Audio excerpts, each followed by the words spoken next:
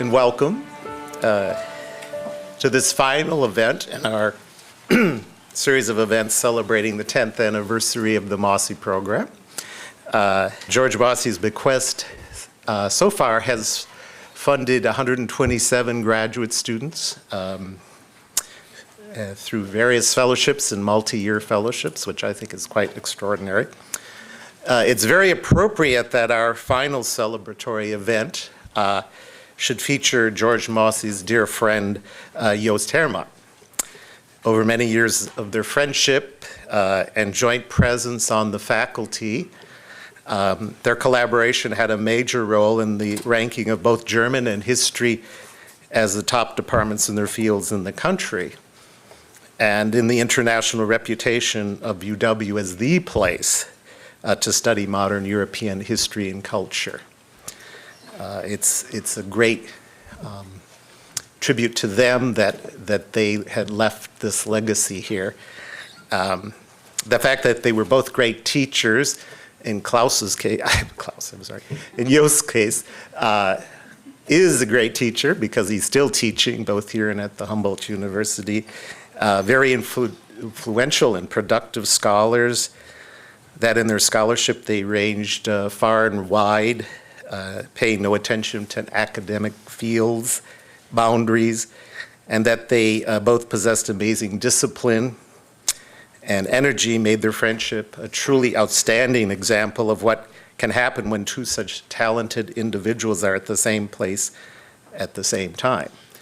And I know Jost has written on George and recently published something on George and a number of other exile scholars here at the university. I have not read that, but I look forward to reading it.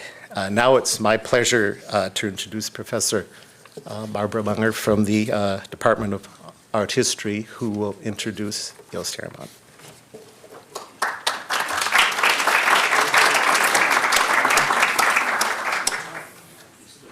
Good evening. I'm delighted to join my own Department of Art History and the Mosse program to welcome you to this lecture by Jost Hermand. This year we've united several times to celebrate Jost Hermand's 80th birthday. Now Emeritus Vilas Professor of German, Jost gives no sign of being retired. He still teaches in Madison, and he's taught every year in Berlin since he was named honorary professor at the Humboldt University in 2003. He's a fellow of the Vienna Academy, a member of the Saxon Academy in Leipzig, and a recipient of the University of Wisconsin's Hilldale Award. His students teach in leading departments across the country and lead the country's universities. One is now Chancellor of the University of Massachusetts, and one, Biddy Martin, is our own Chancellor in Madison. Jost has had an incalculable effect on German literary and cultural studies everywhere, and his famed Wisconsin workshops continue to draw the world's specialists to Madison each year. Everyone knows Jost for his wide-ranging analyses of literature, culture, and music. He writes and lectures on every major period, issue, and figure of modern German culture. And I just urge you, if you want to fall down and cry, to look at his CV on the webpage of the German department. But because we have lured him into the Chazen Museum today, I want to speak about his work in art history. Jost has not only taught art history at Marburg, the great center of art history, he has written several books on the Jugendstil as both an artistic and cultural phenomenon, and volumes on pop, forms of eros in art, modern arts periods, and the comparative study of literature and art history. He has produced monographs on Adolf Menzel and on Menzel's famous painting of Frederick the Great's flute concert at Sanssouci, and a political biography of his mentor, Richard Hamann, the great medieval art historian who founded the Marburg Photo Archive. The story of Jost's first books on naturalism and impressionism is not only gripping and wonderful, it tells a great story about his approach and development. As related in his autobiography, Zu Hause und Anderswo, Erfahrungen im Kalten Krieg, Jost wrote these during his turbulent awakening in the center of East Berlin before the wall from 1956 through 1957. There, just after he had learned of the wartime imprisonment of his new father-in-law in a concentration camp, as he studied the history of 19th century Germany in the preparation of his books, and as he experienced the Cold War politics of the German Democratic Republic, Jost was abruptly thrust into a new awareness of political reality. In 1945, after 2 years of Hitler's brutalizing youth camps, Jost had begun to recover himself through education, and for a decade basked in almost exclusive absorption of history, philosophy, literature, music, and art history. He first thought he might become an art historian, then a writer. But in 1956, Richard Hamann called him to collaborate on a project of huge consequence, a series of 5 volumes on German cultural epics from 1870 through Expressionism. Although the 51 years older Hamann initiated the project, Jost did most of the work on these books. For 2 years, he zealously visited Berlin collections to discover paintings and graphics of Max Liebermann, Lovis Corinth, Hans Baluschek, Thomas Theodor Heine, Käthe Kollwitz, Heinrich Zille, and Lesser Uri. He simultaneously began to read naturalists from Emil Zola to Gerhard Hauptmann and Henrik Ibsen, and dove into the social and economic history of August Bebel, Friedrich Engels, and Karl Marx. He purchased his first volumes of Ernst Bloch at the Unter den Linden bookstore and discussed Nietzsche, Shaw, Brecht, and art history over lunch with Hamann. He and his musician wife Elizabeth found superb, abundant, and affordable concert and opera offerings from throughout the world and saw all the performances of the original Brecht ensemble. All these fields of interest, past and present, intertwined with and informed each other. The Berlin years formed a Gesamtkunstwerk of the sort one finds throughout Jost's books. As he wrote and grew voraciously, but with a tremendous appreciation and discernment, Jost developed the critical dialectic mode of analysis that would underline all of his books. Just as turbulently, from one day to the next, all this came to an end. The distinguished Hamann was ejected from his teaching position, and Jost and Elizabeth were given 2 days to leave. 8 months later, 28 years old, and 2 books to his name, Jost arrived in Madison. He was amazed to find some treasures in this no man's land, the Pro Arte Quartet, and shortly later, our great late historian, Rudolf Mosse, who became best friends and conversation partners, and the personal and political histories converged. Although he will not discuss George tonight, Jost will trace the remarkable history of the Mosse family as he lectures on the rise and fall of an empire, the fate of Rudolf Mosse's art collection. Please welcome Jost Hermand.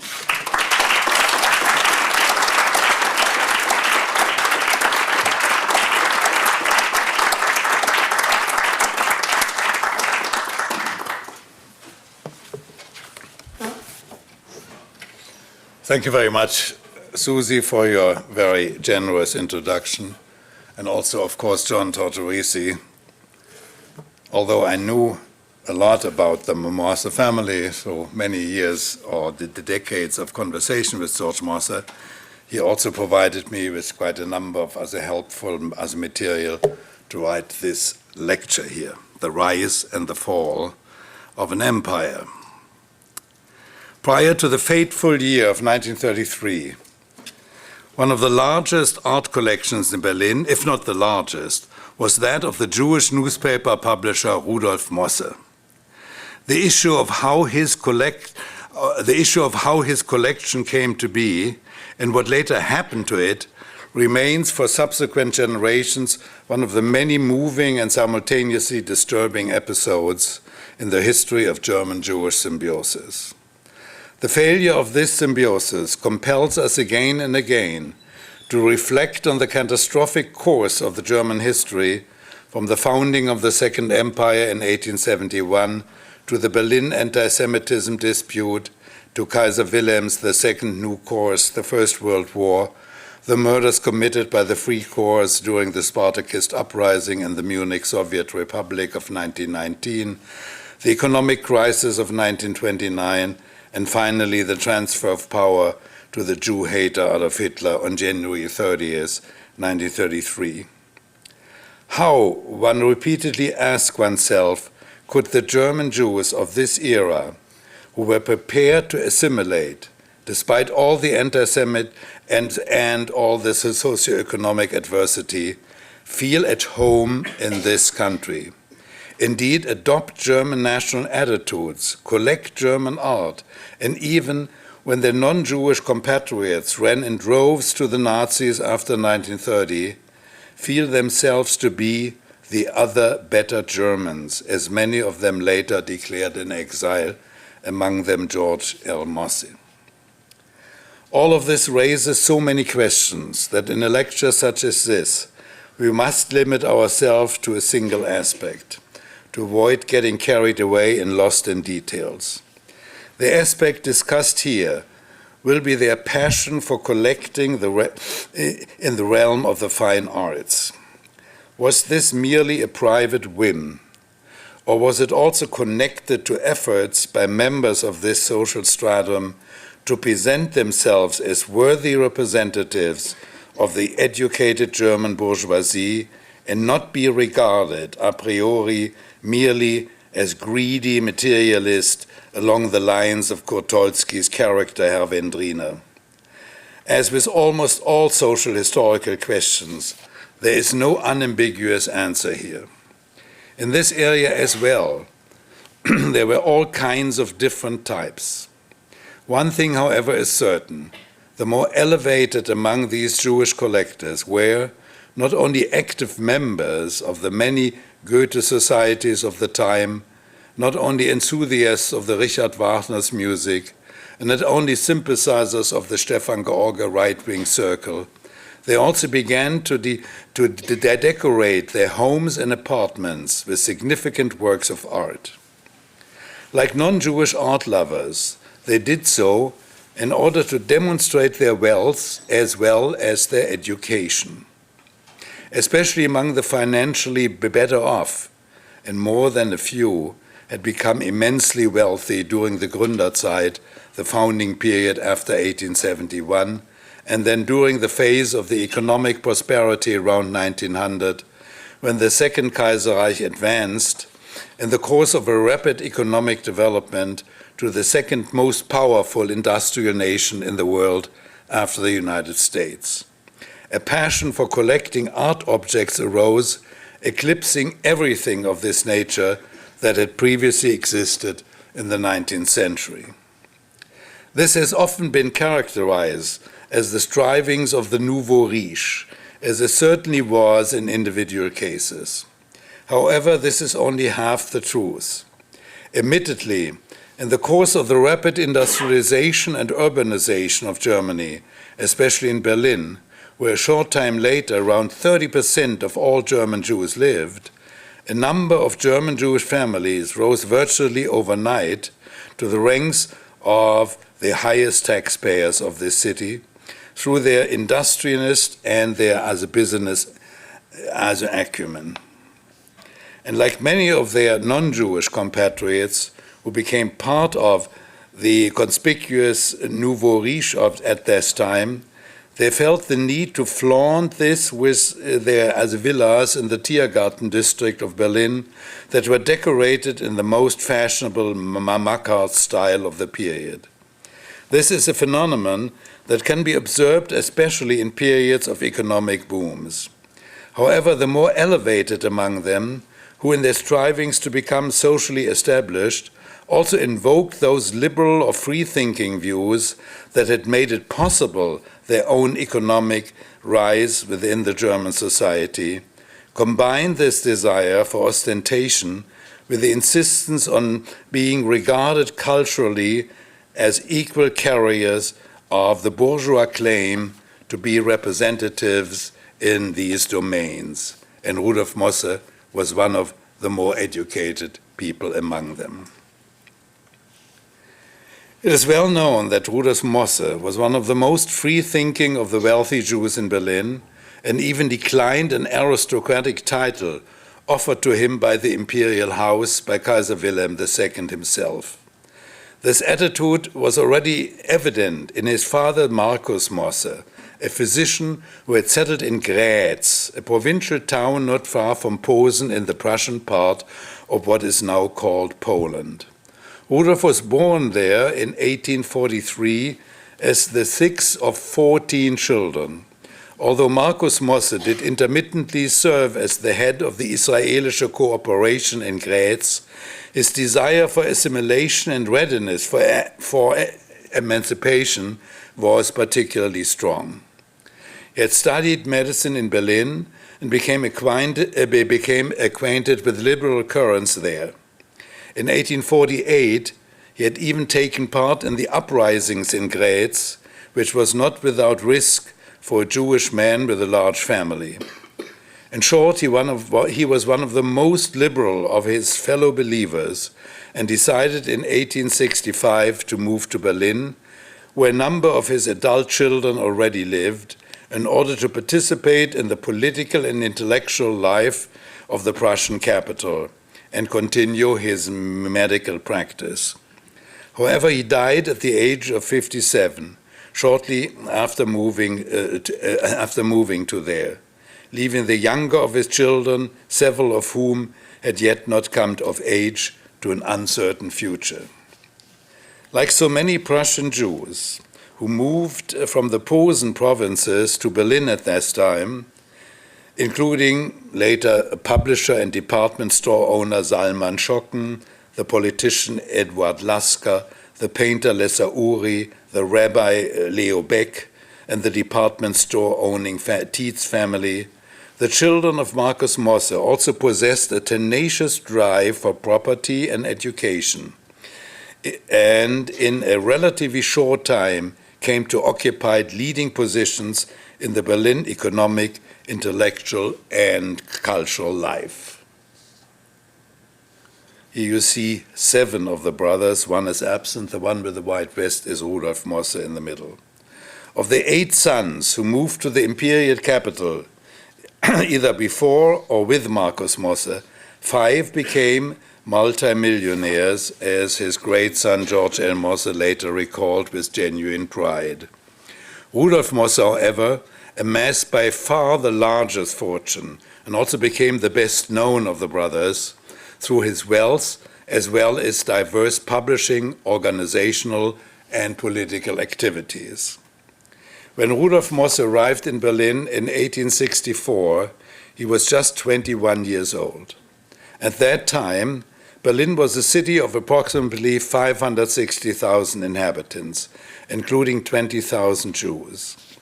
However, only 10 years later, after the city became the imperial capital in 1871, one of the centers of the hectic Gründerrausch, the founding fever, its Jewish population had increased to 40,000. Indeed, Berlin's appeal was so enormous that its total population almost doubled between 1870 and 1880. Especially in the late 60s and the early 70s, that is prior to the famous, or rather infamous, Gründerkrach, the founding crash of 1873, there were numerous opportunities in Berlin for young, ambitious men to establish successful careers. And one of the most successful of them was the 21-year-old Rudolf Mosse. He worked briefly as an advertising agent for the Gartenlaube, the popular family periodical with the largest circulation in the German-speaking world at that time, which meant that he had to travel throughout Germany, Austria, and Switzerland as a marketing specialist, convincing entrepreneurs of the importance of well-placed advertisements. He's the father of advertisement in the newspapers in Germany, and for the continued success of their businesses. In 1867, at the age of 24, he decided to open his own newspaper agency at the Friedrichstraße 60 in Berlin. You see it here. the company quickly became trend-setting for the entire subsequent advertising industry in Germany. Indeed, in 1871, during the general Gründerfieber, or the founding frenzy, Rudolf Mosse began publishing the Berliner Tageblatt, the Berlin Tageblatt, and the Deutsches Reichsadressbuch für Industrie, Gewerbe und Handel. Additional Mosse newspapers followed, including the Berliner Morgenzeitung, the Berliner Volkszeitung, and the 8 Uhr Abendblatt, which together proved to be an extremely lucrative source of income. And if this were not enough, the so-called Ausländer-Adressbücher, the Bäder Almanach, a series of professional journals, as well as several building complexes in Berlin-Halensee and on the Kurfürstendamm, Rudolf Mosse also commissioned the architects Gustav Eber and Julius Bender to build a 4-story residential house in the late Wilhelmine style on the Leipziger Platz, which became known in Berlin's history as the Mosse Palace, and it's still called that. What kind of man, one involuntarily asks oneself, was behind all these businesses? Did he simply want to become rich, flaunt his wealth, that is, a Wilhelminian parvenu? Did he want to demonstrate that it was also possible for a Jew to assume an influential position in German social life, that is, an enterprising high flyer? Did he want to use his newspapers to spread a liberal spirit throughout Prussia, where the monarchical influence was still prominent, that is, a critical and committed outsider? Or did he want to encourage all Berlin Jews to participate in a German-Jewish symbiosis, without at the time abandoning their vested religion, that is, a reform-oriented Zentralvereinsjude, as one would have said later? Strictly speaking, he was all of these, and possessed as well an unparalleled work ethic. He was not a man inclined to a luxurious lifestyle, but was, on the contrary, rather ascetic, conscientious, indeed downright Prussian, to use a popular cliché of the times. He was concerned not only with his own well-being and that of his family, but also actively participated in political life.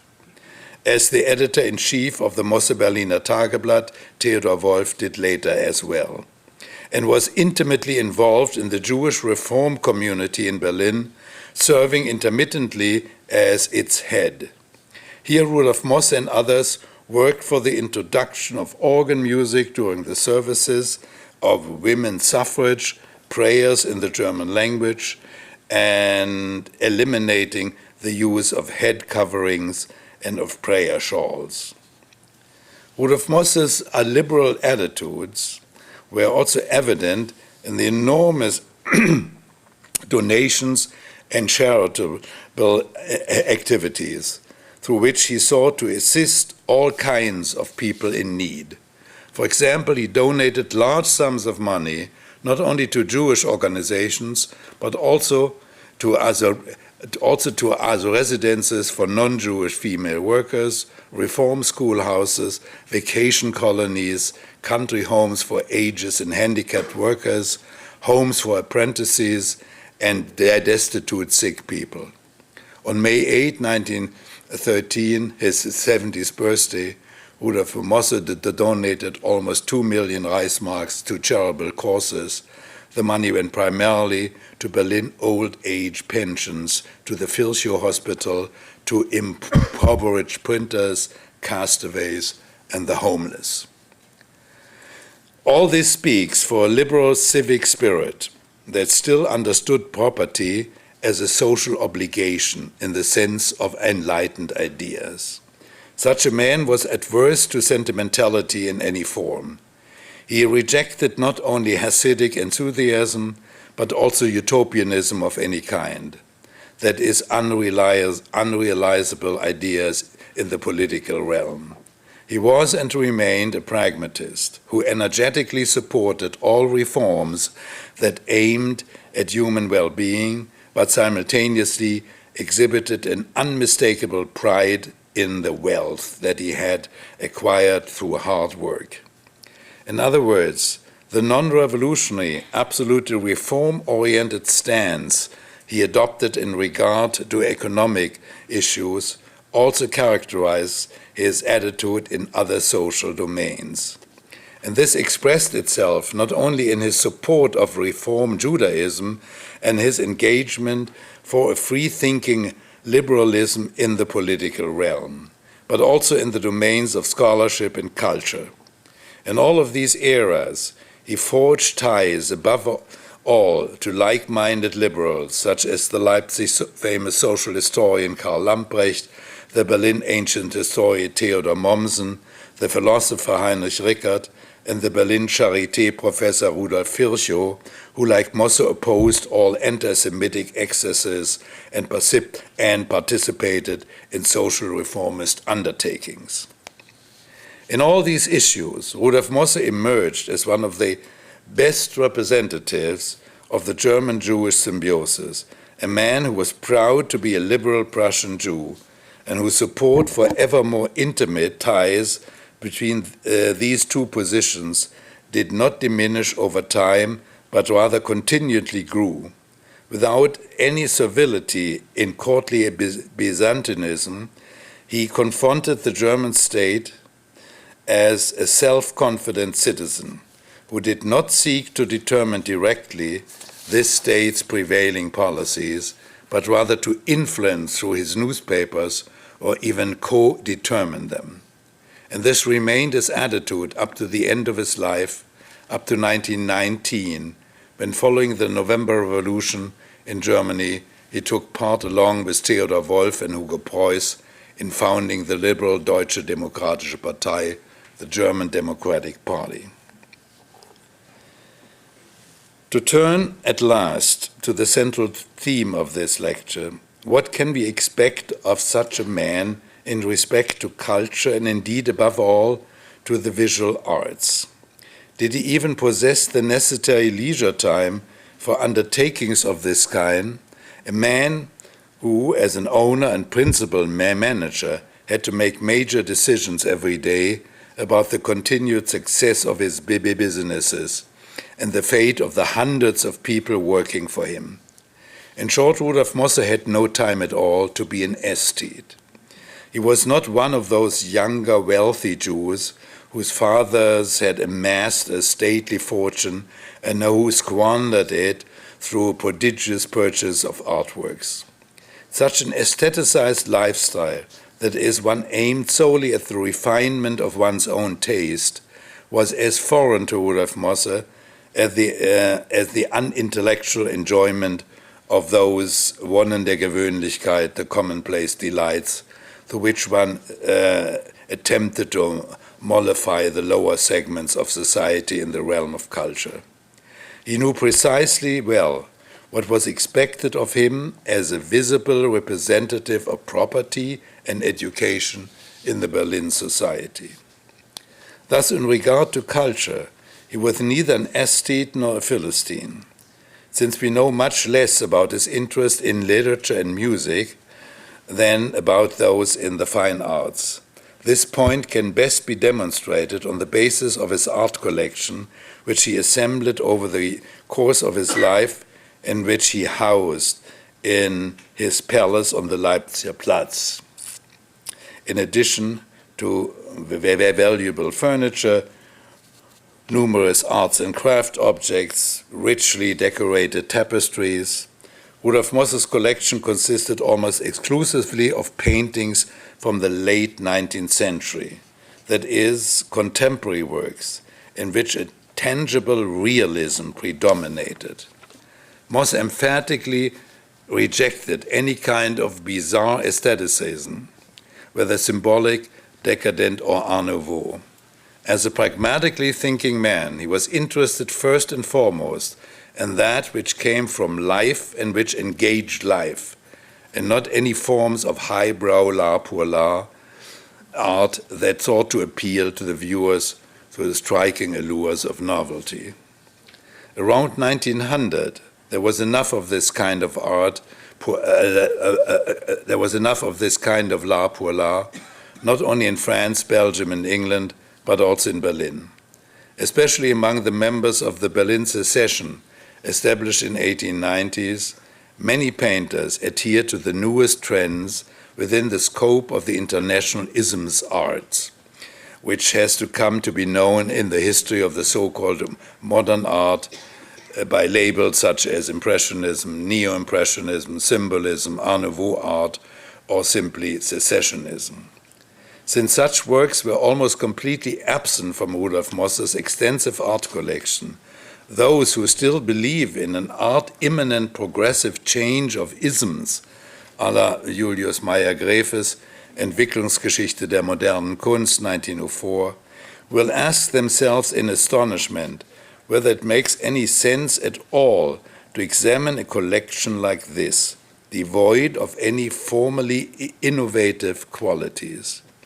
After all, the bourgeois realist painters of the works in this collection were not a part of, or were at best marginally related to, the ancestral change of those pioneers of the modern, held in such high esteem by so-called connoisseurs. For a long time, up to Werner Haftmann's Malerei im 20. Jahrhundert, 1954, and the first Documenta exhibition in Kassel in the 1950s, and in part even later, these groups valorized only that which could be classified according to an ostensibly logical development line from naturally given objects to tendentially absolute free created works of art. There are, however, a number of reasons why we should reject such perspectives. In the first place, there are no imminent development in art triggered and guided solely by phases of aesthetic modernization. Every work of art, whether that of the rulers or of the oppressed, is an expression of its respective contemporary situation, and thus is not more modern than the art that preceded it. It is merely newer or more different. Used in this light, the term modern proves to be one of the least usable within the history of art, and not only there. After all, modern is always only that which is new at the time, and in the eyes of its advocates, precisely this is often already regarded as water under the bridge just a short time later.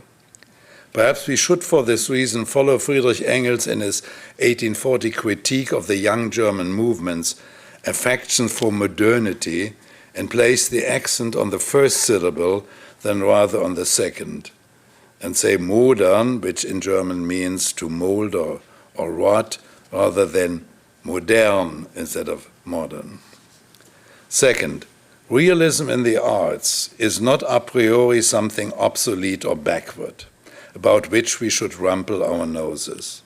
After all, it was the fundamental principle of all significant art for at least 3,000 to 4,000 years, and should not be frivolously thrown overboard. In order to justify such a view, we do not necessarily have to turn to the writings of Georg Lukács or other Marxist cultural historians, although this would certainly be worthwhile from time to time. There is also enough theoretical stimulation of various kinds of this from Aristotle through Goethe and up to Brecht. The 19th century, still far removed from all abstraction tendencies in the arts, also provides substantial material for such views. Thus, when Rudolf Mosse built up his art collection in the 1880s and 1890s, the realism he preferred was by no means obsolete, but rather still the most important form of bourgeois art. For this reason, we should not arrogantly designate his collection from the perspective of later developments as old-fashioned.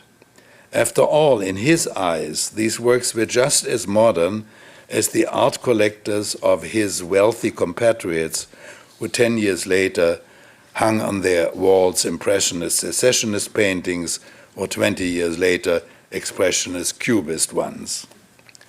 From this perspective, Rudolf Mosse was in the selection of his paintings not a pioneer of any kind of elite or socially isolated aesthetic modernist tendencies, like so many later wealthy German art lovers, but rather a representative of the relevant modernity of his time, that is, the first half of the Wilhelmine era, in which 4 different artistic movements wrestled with one another.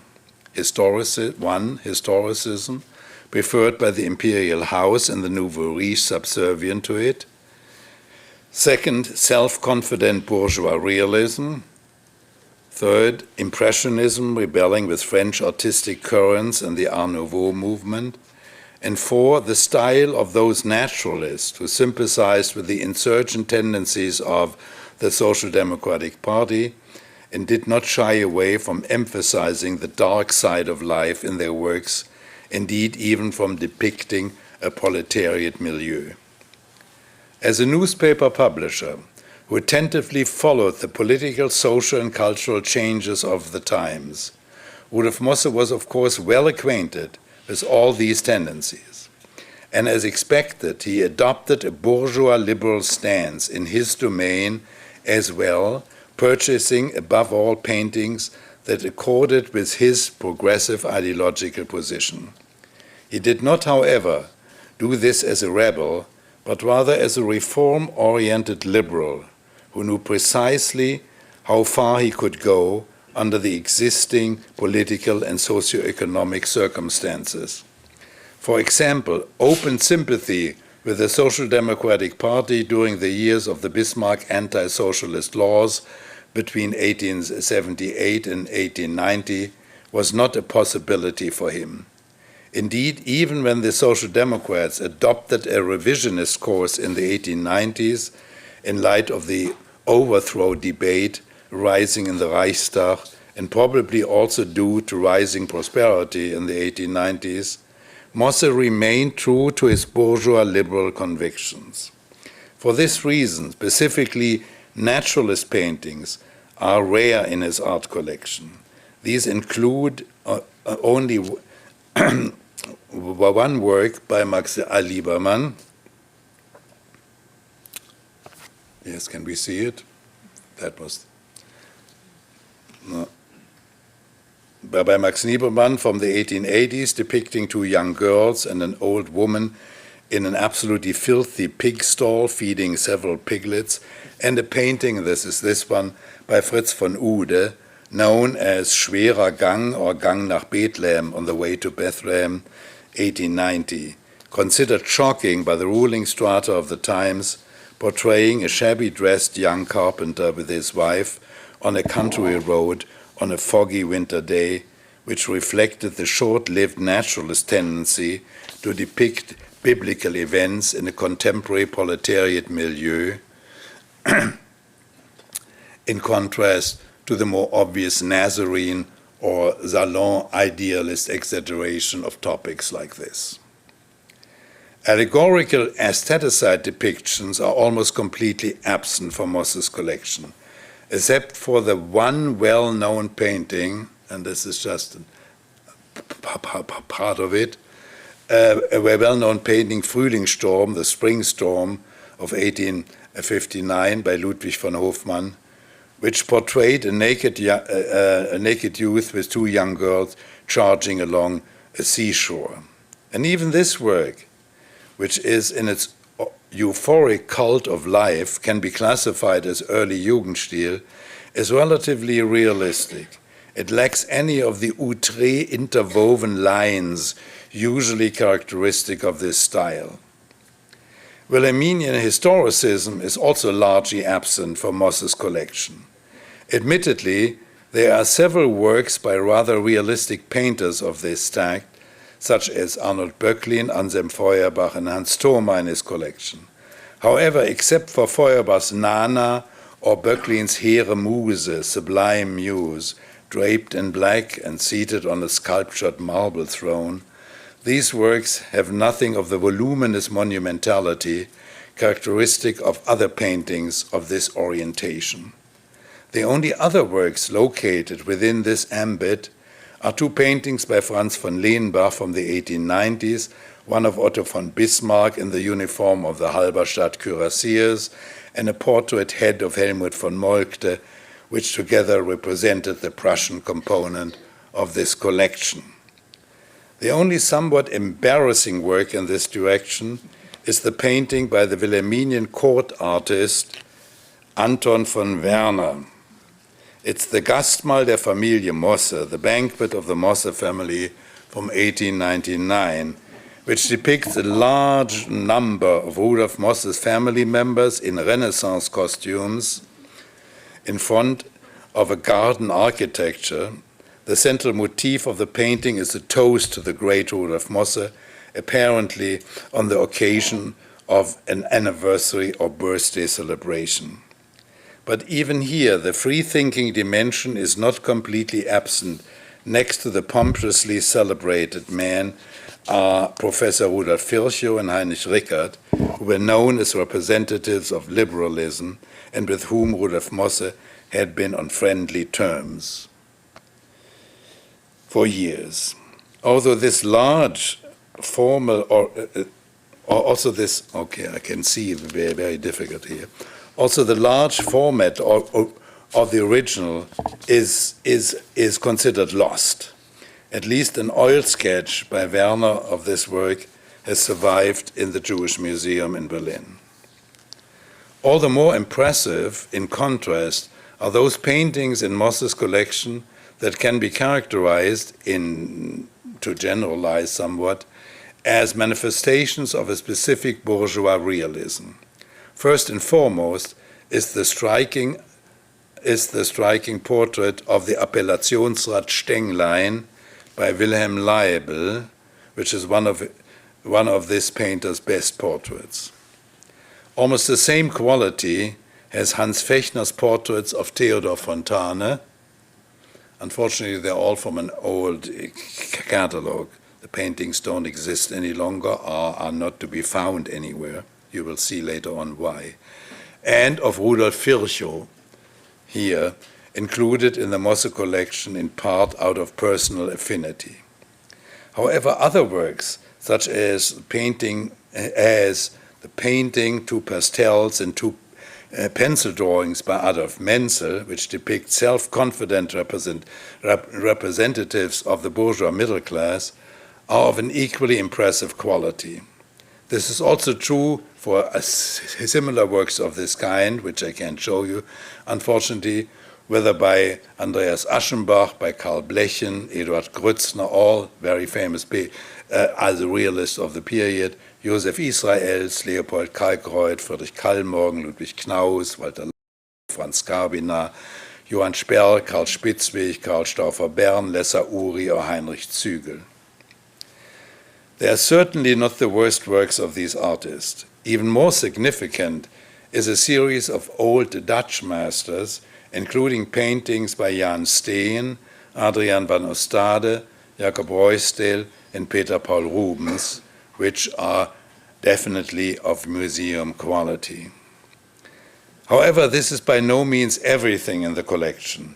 In addition to 19th century paintings and old Dutch masters, Rudolf Mosse collected with equal diligence, and certainly with the assistance from Fritz Stahl, the longtime art critic of the Berlin Tageblatt, contemporary sculptures of Reinhold Begas, of August Saul, Hugo Lederer, and Walter Schott, as well as a conspicuous number of Egyptian and Roman artworks, Benin bronzes, tapestry, rugs, embroideries, and East Asian objects.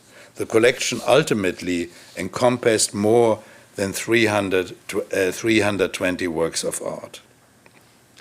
It is obvious that such a collection could not be accommodated in a residential house, regardless of how spacious. To avoid fragmenting the works and at the same time to make them accessible to a greater public, Rudolf Mosse needed a much larger building. For this he also commissioned Gustav Ebe and Julius Bender in the mid-1880s to build a classicist Italian-style palace on the Leipziger Platz, that is the one.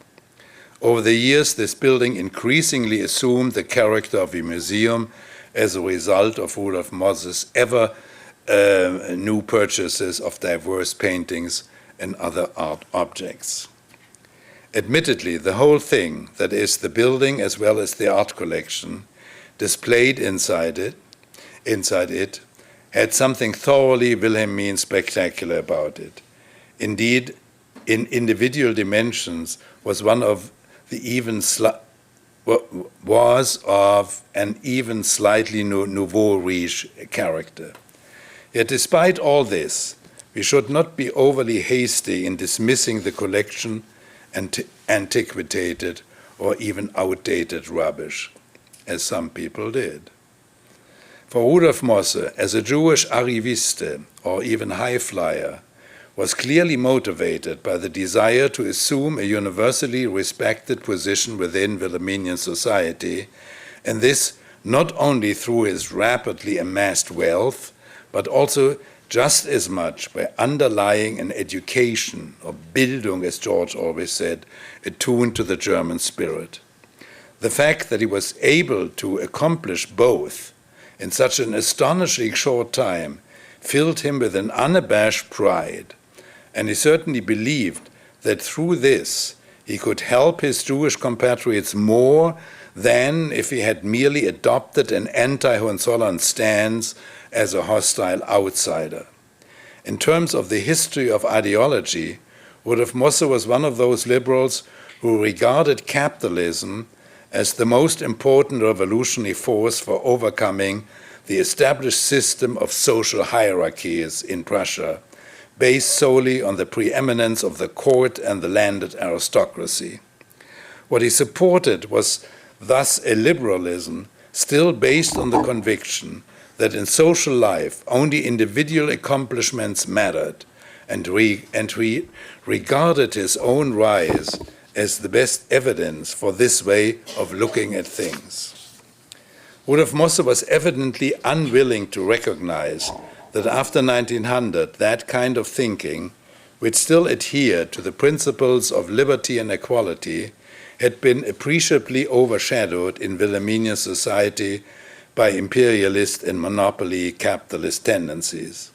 For this reason, he affiliated himself neither with the Social Democrats nor with any of the rightist conservative political parties, and continued to defend his reform-oriented bourgeois liberalism.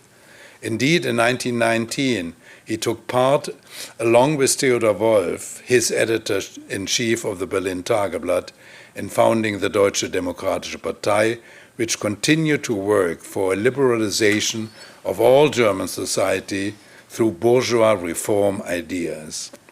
This party, however, was pulverized by political infighting during the Weimar Republic and had only 2 seats in the Reichstag in 1932, now as the Deutsche Staatspartei, the German state party. Rudolf Mosse was fortunately no longer alive to witness this decline. He died in 1920, but not before bequeathing to the Jewish reform community a sum of 100,000 Reichsmarks to be used for its purposes as it pleases. He was buried in the Mosse Mausoleum at the Jewish cemetery in Berlin-Weißensee, where his wife Emily, née Löwenstein, was also interred 4 years later. After Rudolf Mosse's death, Hans Lachmann Mosse was named successor of the Mosse businesses. In 1909, the 24-year-old Hans Lachmann had married Felicia Mosse, Rudolf Mosse's only 21-year-old daughter, who along with her stepmother became the principal heirs of the Mosse Empire in 1920. Hans Lachmann Mosse was by no means a so-called legacy hunter. He also came from a very affluent Jewish family. His father Georg Lachmann, the owner of a brass factory in Berlin, who had become extremely wealthy in the 1860s and 70s, instilled in his son both a liberal and a pro-Hohenzollern attitude. He also provided him with an extensive educational opportunities especially regarding to the arts. Like his father, Lachmann Mosse was a staunch supporter of Reform Judaism and firmly rejected all Zionist tendencies. All this evidently pleased his future father-in-law, who had no objections to a marriage with his daughter Felicia. On the contrary, he expressly approved of it, if not actually arranged it. One fundamental difference, however, between Hans Lachmann Mosse and Rudolf Mosse was the former's lack of business acumen. Lachmann Mosse did take over the entire company in 1920, but delegated the editorship of the Berlin Tageblatt almost exclusively to Theodor Wolff, and also exhibited little interest in the profitable Mosse advertising agencies. After serving in the First World War as an adjutant of the German Crown Prince, from whom he received the Iron Cross First Class, he was his dog walker, he decided himself, that's not the reason why he got the iron. He dedicated himself, that was one of George's favorite jokes, he dedicated himself over the next 20 years, in addition to the business obligations, primarily to his artistic inclinations, especially in the realms of architecture and music. He was evidently less interested in painting. Lachmann Mosse did publish a small book on the art collection of his father-in-law in the Mosse Verlag in 1932, but he did not write a preface to it, nor did he buy any additional paintings, although he certainly did not lack the financial means to do so. The only new works in the collection, which he did not purchase, but rather had commissioned, in all probability on orders of his wife, were the paintings by Sabine Lepsius in 1916 of his daughter Hilde in a kind of an old-fashioned salon idealist style, and a portrait by Max Oppenheimer in 1927 of his son Gerhard, later George L. Mosse, whom he sent to the famous boarding school in Salem, run by Kurt Hahn, a Jewish pedagogue with German national leanings.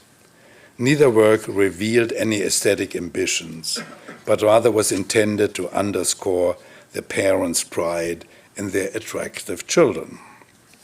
Hans Lachmann Mosse was, however, extremely interested in all architectural innovations. He was particularly impressed by Jewish architect Erich Mendelssohn, whose daring designs, the Head Factory in Luckenwalde in 1919 and the famous Einstein Tower in Potsdam in 1920, had made him one of the foremost modernist architects in Germany.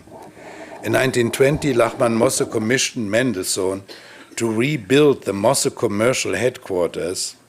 A major part of this was redesigning the main entrance on the corner of Schützenstraße and Jerusalemer Straße, which had been significantly damaged during the Spartacist uprising in January 1919 by artillery from the Free Corps groups supported by the Social Democrats.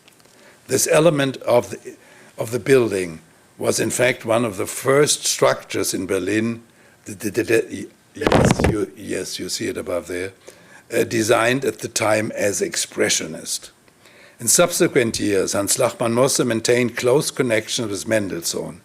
In 1925, for example, he sent the architect to the Soviet Union with a photographer in order to collect information about the new building style there. In 1927, he also gave Mendelssohn the opportunity to construct the Universum Film Theater on a Mosse property on the Kurfürstendamm in Berlin, which is today the famous Schaubühne am Leniner Platz. The cosmopolitan liberal attitude behind such projects is especially evident in the illustrated volume that Mendelssohn published in the Mosse Publishing House in 1929, entitled Russland, Europa, Amerika, ein architektonischer Querschnitt, Russia, Europe, America, an architectural cross-section, which, as the author declared on the first page, was intended to demonstrate his fascination with the new. Mendelssohn saw the new, specifically in the sense of the new objectivity of the period, in the architecture of the United States and the early Soviet Union, where besides similar developments in Europe, beyond all forms of a Eurocentric thought, these are quotations, that looked down on these two countries, a tendency to the supranational or cosmopolitan was said to have emerged. The United States was no longer a land, he wrote, ruled merely by wild exploitation and hopeless mechanics. And the Soviet Union was simply not a studio of confused human minds, but rather a preliminary stage in the beginning of a new hope. End of quote. Mendelssohn insisted underlying from the beginning of the book's intended ideological openness to everything forward-looking. In addition to architecture, Hans Lachmann Mosse had an equally strong affinity to the music of the times. His personal engagement here was perhaps even more powerful and diverse. For instance, he supported the Berlin Philharmonic with financial contributions and also became a close friend with Wilhelm Furtwängler, its conductor. The Mosses celebrated every New Year's Eve in St. Moritz in Switzerland, together with the Furtwänglers, until 1932. Hans Lachmann Mosse was equally generous with talented young composers and musicians, including the young Paul Hindemith, regarded at the time as the most important composer of the new objectivity, as well as the violinist Bronislaw Hubermann, to whom he gave a very valuable Stradivari violin. Whereas his father-in-law had supported the modern of the 1860s and 70s, he wanted to be the patron of that art regarded as pioneering of a new modernity in the mid-Weimar Republic, namely the new objectivity. Hans Lachmann Mosse was no less interested in the music performed in the Jewish Reform Synagogue on the Johannesstrasse that had been headed by his father-in-law. For the most important Jewish holidays, he engaged the Berlin Philharmonic under Furtwängler, which played famous pieces such as Händel's Largo from the opera Zerzé, Bach's Suite movements, the Dance of the Blessed Spirits from Gluck, Orpheus und Eurydice, but also works by Beethoven, Zelter, Schumann, and Felix Mendelssohn Bartholdy. In addition, German rather than Hebrew was spoken in the synagogue, as had been the case already under Rudolf Mosse. And even the Jewish prayers, set to music by Louis Lewandowski and Solomon Sulzer, sung by a large choir accompanied by an organ, were more reminiscent of Lutheran chorales in their melodic construction than traditional synagogal litanies. Indeed, Hans Lachmann Mosse was quite open to all new technologies, even had the Lindström Company record this music between 1928 and 1930 on shellac disc.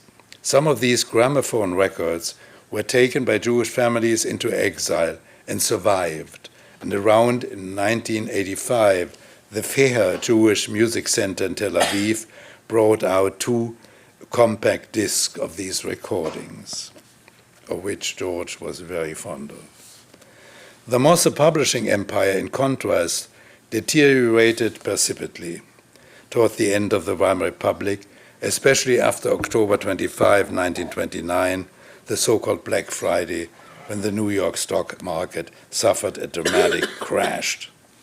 This decline was not due solely to Hans Lachmann Mosse's lack of a business sense, but also to the general situation of newspapers.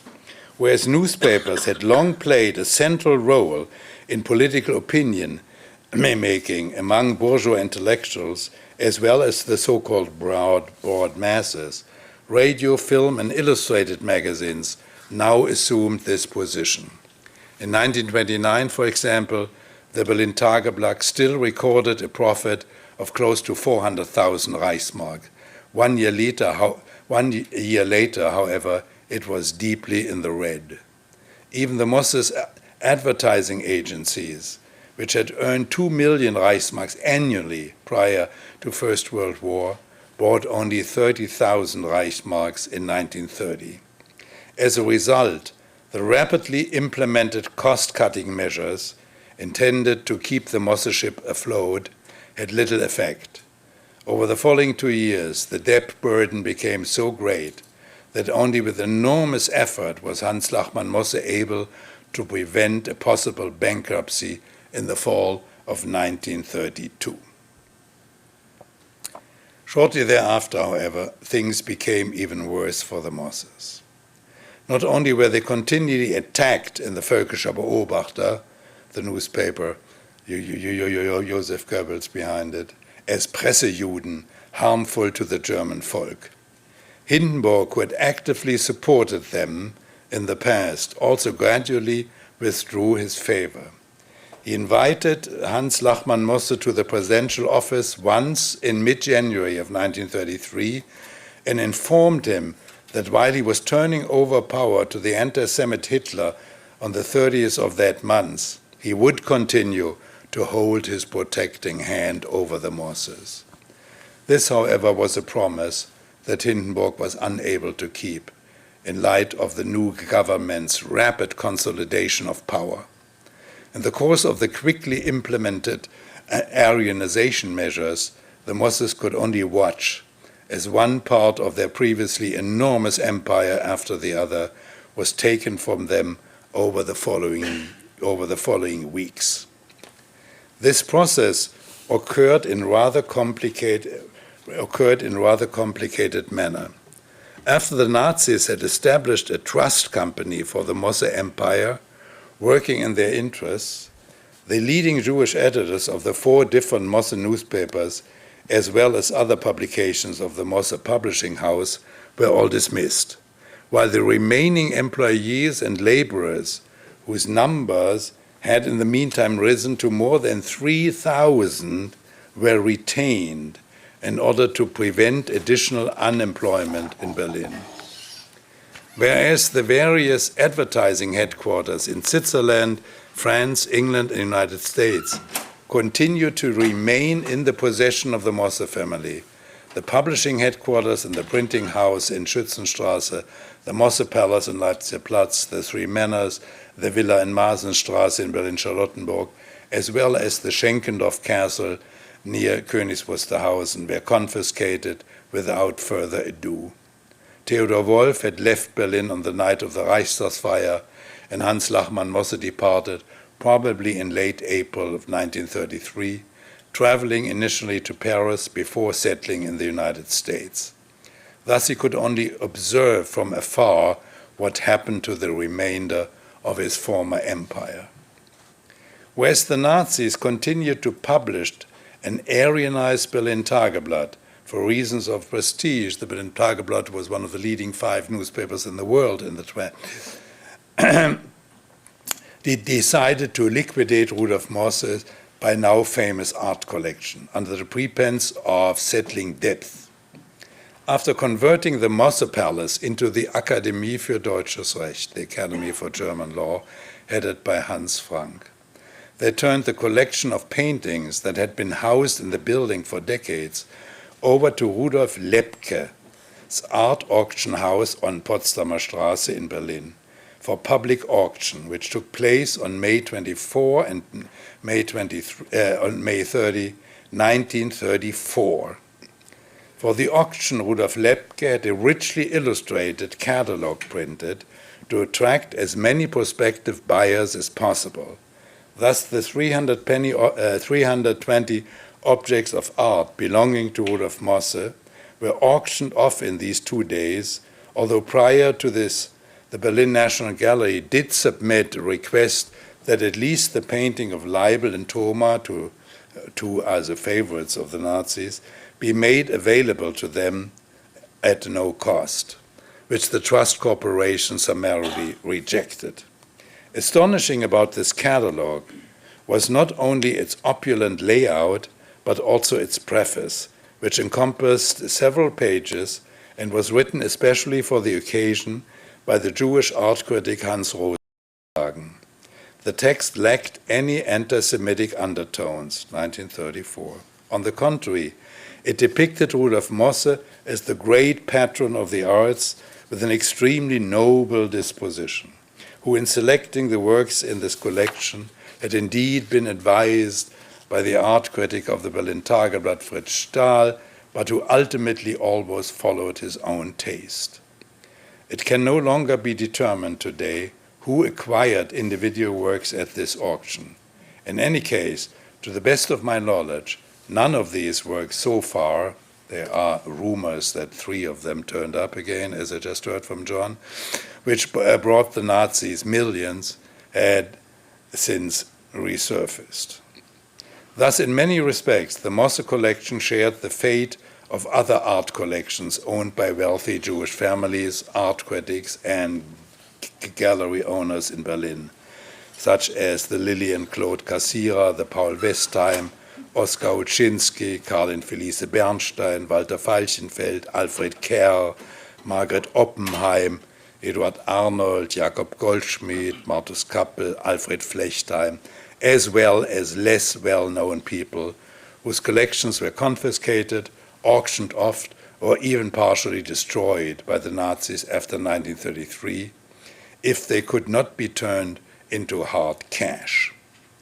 Almost all of these Jews collected not only old masters, but beginning in the late Wilhelmine era also supported the post-1910 modern art that was exhibited and understood only by limited extent by non-Jewish dealers, as Arnold Zweig proudly wrote in his book Bilanz der deutschen Judenheit, the account of the German Jewry published in 1933, in exile. As is well known, Adolf Menzel had been confronted with a similar experience. His liberal depictions of Frederick the Great did not attract the interest of the Hohenzollerns or the landed Prussian Junkers, but primarily of Jewish collectors in Berlin. For this reason, there was virtually no protest from the non-Jewish aristocracy or the high bourgeoisie of the Weimar Republic when Jewish art collections were confiscated, auctioned off, or destroyed after 1933. However, despite these difficulties, Hans Lachmann Mosse was able, with the assistance of several loyal former employees, to save at least part of the family paintings in exile. This was the case of the portrait of his parents-in-law by Franz von Lehenbach. Here you see Rudolf Mosse painted by Franz von Lehenbach, who was the best-known painter of the Gründerzeit period, and of Anton von Werner, of Emilie Mosse by Anton von Werner, the other court composer, which hung first in Paris and then in Berkeley, where Hans Lachmann Mosse lived for the rest of his life. Following the death of Lachmann Mosse and his second wife, these paintings were inherited by his younger son Gerhard, who had been called George L. Mosse since 1940 in Madison. Shortly before his own death in the 1990s, George Mosse bequeathed them to the Berlin Jewish Museum, where they hang today beside Anton von Werner's oil sketch of his painting of the Mosse family. Almost more astonishing is the fact that Hans Lachmann Mosse, again with the assistance of former employees, was able to bring an extensive collection of various Chinese porcelain and an equally valuable miniature collection, whose worth was estimated 20 years at over $100,000, first to France and then to the United States. Today, the Chinese porcelain is located in this building here in Madison, while the miniature collection was bequeathed to George Mosse's step-nephew. Hans Lachmann Mosse died in April 1944 at the age of 59. According to his obituary in the New York Times, he also owned one of the finest libraries of French literature, which he had apparently acquired during his exile in Paris. That which was lost, even in this individual case, in terms of art treasures as well as a testimony of the German-Jewish symbiosis, can never be made good. despite the manifold reparations subsequently paid to Hilde and George L. Mosse. How vexing it must have been for many Nazis that in exile the two last Mosses designated themselves not only as Jews, but also as the other better Germans, who continued to adhere to the liberal tradition of their grandfather and their father. And like them, they also proved to be great patrons. Hilde Mosse used her fortune to establish the Hilde Mosse Foundation in New York, while George L. Mosse, after a relatively ascetic life, I must say, donated $8 million to the University of Wisconsin, which subsequently named one of its main buildings next door after him. And indeed, George Mosse's attitude remained until his death that of a socialist of the heart, as he always called himself. His ideological household gods were Kurt Eisler, Gustav Landau, and Ernst Toller, the three leading politicians of the Munich Red Republic. He even had the death mask of Ernst Toller in his living room, which is now in the Leo Baeck Institute in New York. When the University of Siegen awarded him an honorary doctorate in October of 1998 for his numerous studies on German fascism, he ascended to the podium at the end of the ceremony after listening to 3 lectures on German and Jews, and stated with unequivocal conviction that one should please never use the word Jew again. We are not a people, Mosse insisted, we are not a race, as claimed by the Nazis who divided the population into Aryans and Jews. They are merely Israelis, German Jews, and American Jews, he continued, and I am proud to be a German Jew. Afterwards, he said that Berlin, his most favorite city, should not install those stupid stones upon which dogs would only urinate and neo-Nazis could smear their swastikas. Rather, it would be more appropriate, he argued, to construct a museum there to display all the Jewish contributions to German culture, without which German culture of the 19th and 20th century would hardly have been unimaginable. This, he insisted, would be a much better way to showing the Germans what they lost with us. Shortly before his death, he gave a lecture here in the Great Hall of this university entitled The Legacy of the German Jews. Here he reviewed once more the ancestral portrait gallery of German Jews, from Heinrich Heine and Karl Marx up to Sigmund Freud, Ernst Bloch, Georg Lukács, and Walter Benjamin. A lineage that distinguished German Jews from all other Jews in the world, as he said. And then he died, the last member of the important Mosse family, which had been one of the most significant representatives of the German-Jewish symbiosis in Berlin prior to 1933, and whose belief in this could be shaken neither by hostilities nor by expulsions. Thank you.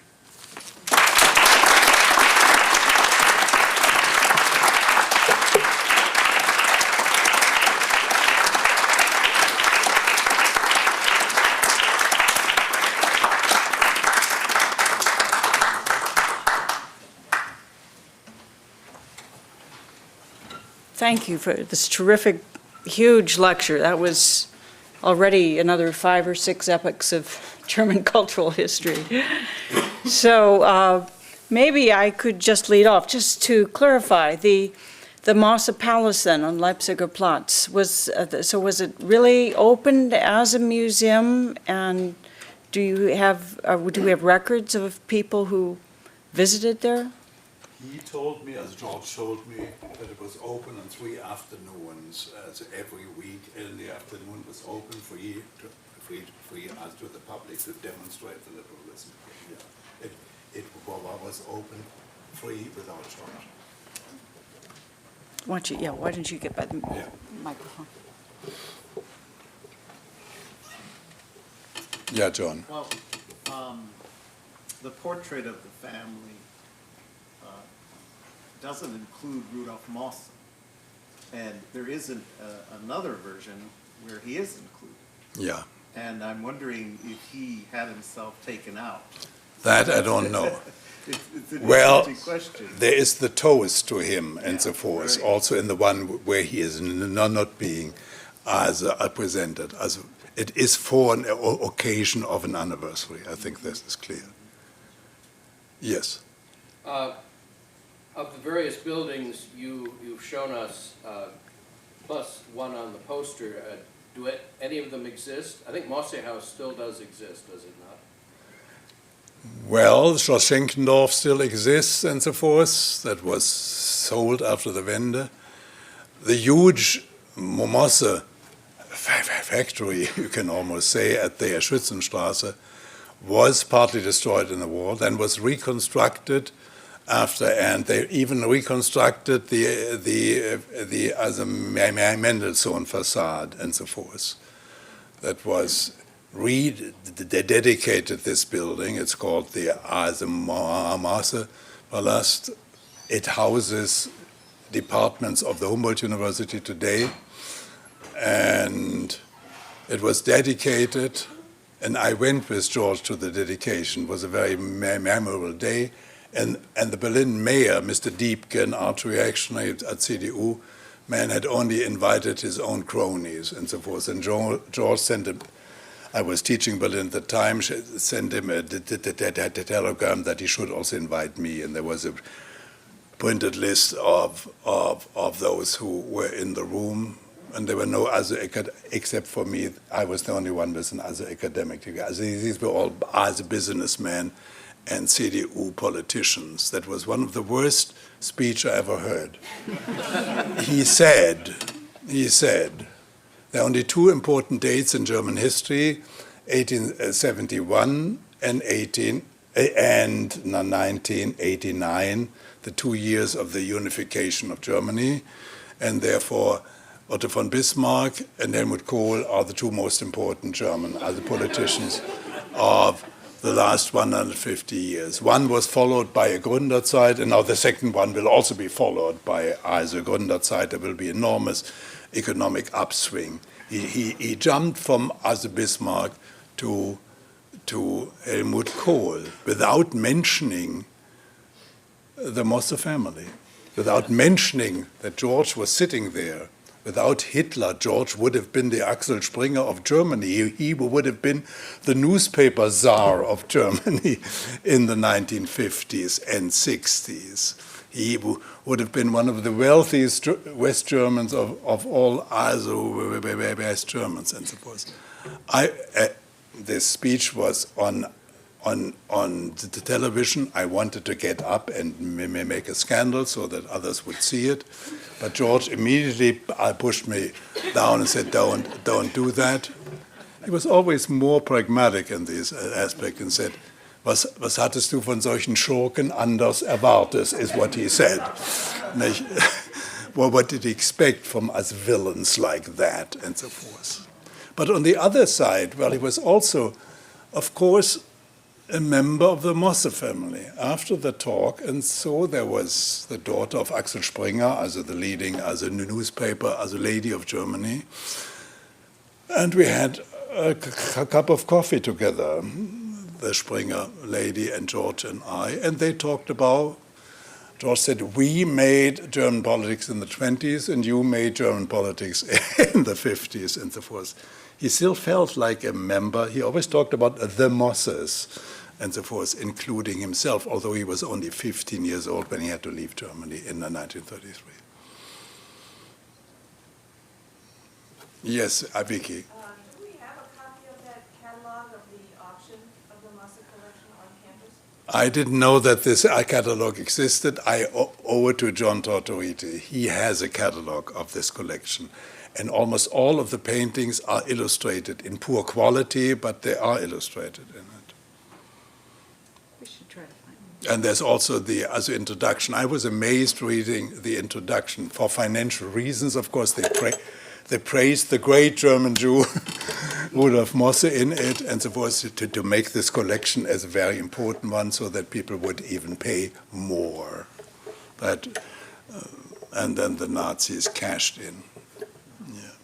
Yes. 2 points.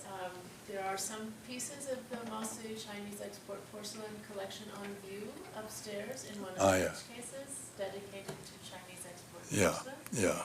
Very beautiful. They're the only examples of this grisaille style. So it's a wonderful addition to our collection, which has a lot of examples of the other styles of Chinese export Yeah. porcelain. So Okay. it's really wonderful. So if you want to see it, Yeah. it's on view. And I had a question about the other portion of the paintings collection. Yeah. You said that we don't know who the purchasers were Yeah. of these auctions in 1934. Has an annotated copy of this auction catalog not been found? Or Well, I only saw the one copy. Even in the Berlin libraries, they didn't have a copy of it, and so forth. And I was very glad when he also showed me that, he gave me the basis then to find out which paintings they really owned. I knew about the Rubens and so forth. George himself didn't think much of that as a collection. He thought it was very, very antiquated. He didn't think his grandfather had any taste. Yes, yeah, okay. Well, in this copy that was used by someone during the auction, also there are a few marginalia in it, and the name Nathan comes up twice in it. Maybe he bought it or so.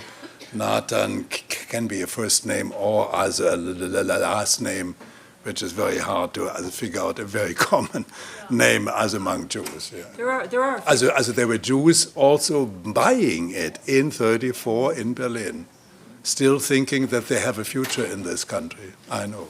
There are a few copies in the German National Library. I haven't looked further, though, to see if they're annotated. Yeah. That's usually There's how you so find much- out. Yeah, there's so much research on Jewish collections that were confiscated, that was forcefully sold. Yeah. So would you consider the Mosse collection one of these forced sales? Yes, Yes. yes. Well, a little book, yes, I saw before John, as you gave me as a catalog, where there was only one copy in the world. From WorldCat, I found out this book, the Hans Lachmann Mosse published in 1932, as about the Mosse as a collection. There are about 15 of the paintings as illustrated in that one, and there was only one copy in the Berlin Gemäldegalerie in their library. There were no copies. I wanted to see it first and so forth. Also there, Fleischen kind of became a dealer into it. yeah, If Jews were buying still from this sale, he might have acquired some stuff. He had better, he had more old master drawings and that. also we don't know where the Roystel and where the Rubens are, yeah. But you found some annotation on that item in the file. Yeah, we had some Xerox copies of a book by, what is it, Adolf Donat? Yeah. The technique of collecting.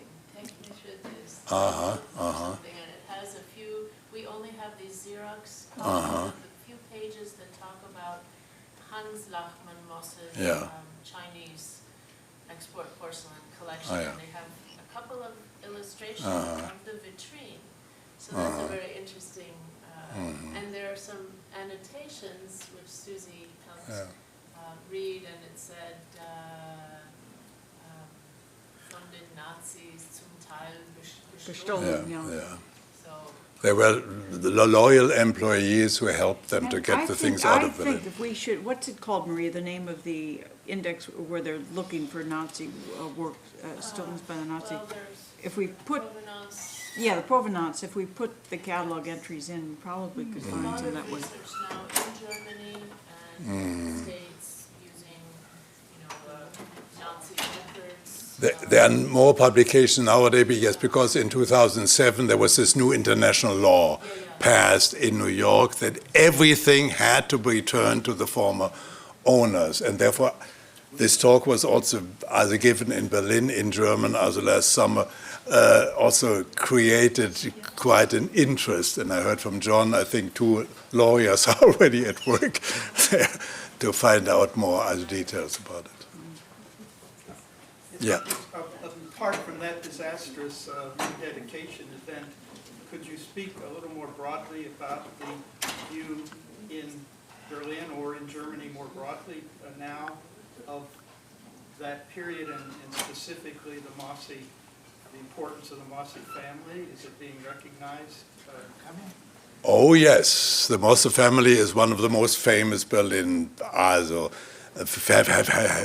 of the most famous Berlin families. There is the Mosse Platz and so forth, and there is the Mosse Palais, and there is the Mosse house in the Schützenstraße, and so forth. Especially in the last 20 years, well, not so much in the 1950s and 60s. Coming to terms with fascism was a very slow process, as you know.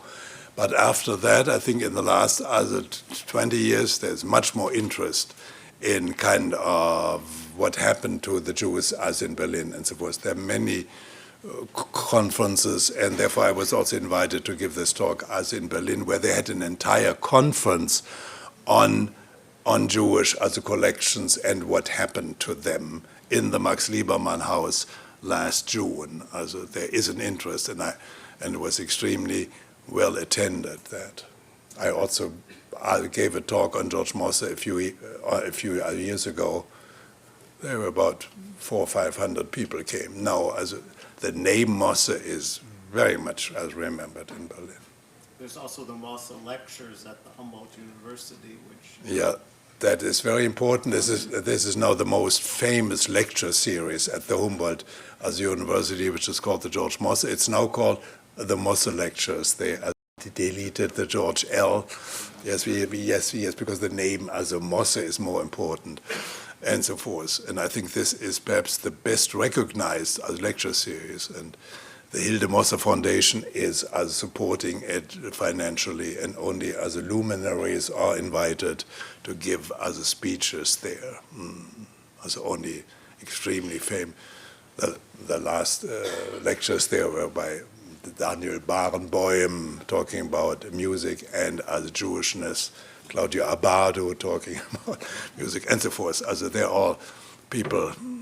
But it's also supported by German foundation. Yeah, the Thyssen-Stift. Yeah, yes, the Thyssen-Stiftung. 50,000 Yeah. euros a year. Yes. So it is an example of German philanthropy to a university, which Yeah. is not common. Which is rare. And they also invite scholars from Israel to give talks there and so forth. What did you say is not common?